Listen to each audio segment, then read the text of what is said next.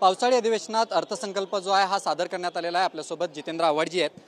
काय सांगाल, ज्या पद्धतीने सरकार सांगते की सर्वसमावेशक हा अर्थसंकल्प आहे, तरुण शेतकरी यांचा आम्ही जास्त विचार केला,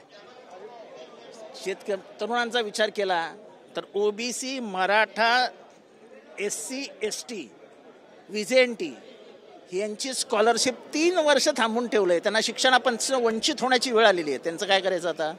तो काही घटक नाहीये ओबीसी, एससी, एसटी घटक नाहीये।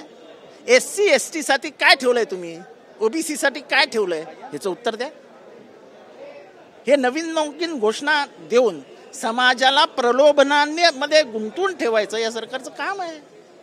आणि ते स्वतःच 101 पॅरेग्राफ जो आहे त्यांच्या अर्थसंकल्पाचा, त्याच्यात म्हणतात की एक समिती गठीत केली जाईल आणि ह्या सगळ्या अर्थसंकल्पाचं मूल्यमापन आणि सुसूत्रीकरण केलं जाईल। म्हणजेच तुम्ही मूल्यमापन न करता, सुसूत्रीकरणाचा विचार न करता अर्थसंकल्प आणला आहे असं कबूल करता। याचा अर्थ काय? आम्ही नाही म्हणत ना, तुम्हीच म्हणताय। हा फेक नरेटिव्ह नाही आहे, हे वास्तव आहे। हे वास्तव तुम्ही मांडलंय। आता आम्ही लोकांसमोर घेऊन जाऊ। 10,000 कोटींची तरतूद तरुणांच्या रोजगारांसाठी केले सरकार की त्याचं एक्सप्लेनेशन द्या की मागच्या वेळेपर्यंत तुमची जवळजवळ 1,20,000 कोटीची तूट होती। आता कितीची तूट आहे ती जाहीर करा। सगळे आकडे लपवलेत अर्थसंकल्पामध्ये। वारकऱ्यांसाठी जे अनुदान केलंय त्याकडे कसं बघताय? साठी जसं आम्ही सांगितलं की शिवाजी महाराजांनी तुकाराम महाराजांसाठी एक ताट पाठवलं। त्या ताटामध्ये जे काही त्यांना द्यायचं होतं ते होतं।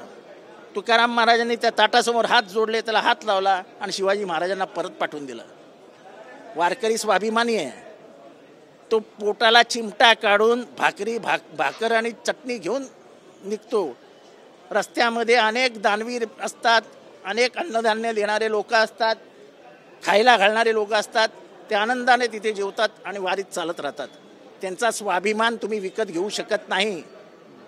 वारीला जाणारा प्रत्येक माणूस हा मानी असतो आणि तो फक्त विठुरायाचा नामघोष करत त्या वारीत जात असतो।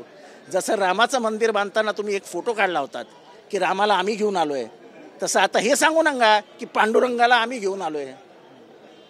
शेतकऱ्यांच्या बाबतीत ज्या योजना जाहीर केलेल्या आहेत, एकीकडे जर शेतकरी आत्महत्यांची आकडेवारी आले, जानेवारी ते एप्रिलच्या दरम्यान 838 शेतकऱ्यांनी आत्महत्या केली। याचा सरासरी 7 शेतकरी दिवसाला आत्महत्या करतात। असं आहे की शेतकऱ्यांनी जी काय मारली आहे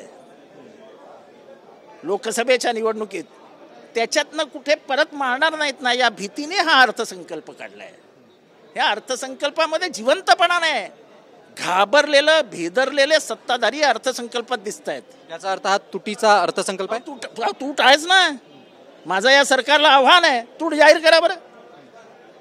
आणि हे माझी आई आम्ही जेव्हा अल्प पगारामध्ये माझी आई संसार करायची तेव्हा नेहमी सांगायची, बाजारातनं कर्ज घेऊन सण साजरे करायचे नसतात। ते कर्ज कसे फेडणार? आपली तेवढी परिस्थिती नाही आहे। आणि त्यामुळे आपण सण साजरा करत असताना आपले पाय किती लांब आहेत तेवढीच चादर घ्यावी। चादर छोटी पण घेऊ नये आणि चादर मोठी पण घेऊ नये। आपले पाय कितपत पुरतात तितकीच चादर घ्यावी। हा अर्थसंकल्प प्रबोधन आहेत, न पूर्ण करता येणारी प्रलोभनं। अहो लाडली बहीण, अहो लाडक्या बहिणीला 3 महिने कसं छळलं ते बघितलं ना लोकसभेत आम्ही। कसली लाडकी बहीण घेऊन येता तुम्ही? तुमच्या कृत्यातनं लाडकी बहिणीचा अर्थ सांगा बरं। जितेंद्र आव्हाड होते, त्यांनी स्पष्टपणे म्हटलेलं आहे की हा तुटीचा अर्थसंकल्प जो आहे हा राज्य सरकारकडनं जाहीर करण्यात आलेला आहे। Video journalist Amit चिगवानसह Vishal Patil, TV9 Marathi.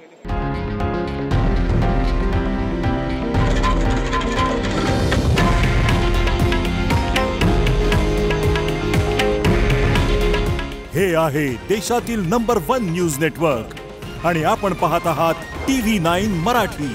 काळजी तुमची, हित महाराष्ट्राचं।